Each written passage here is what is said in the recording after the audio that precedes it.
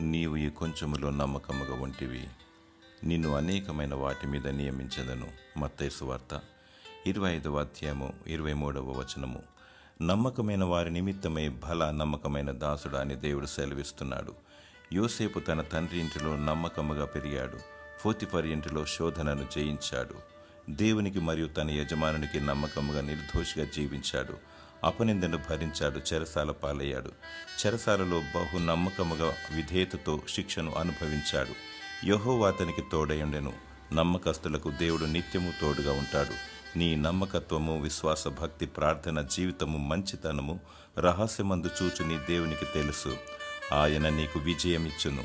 నిన్ను హెచ్చించి అనేకమైన వాటి మీద యోసేపును దేశ అధినేతగా నియమించినట్లు నిన్ను నియమించును. మరణాంతము వరకు నమ్మకముగా ఉండుము. దేవుడు నిన్ను లేవనెత్తి నిన్ను దీవించునుగాక. ఆమేన్.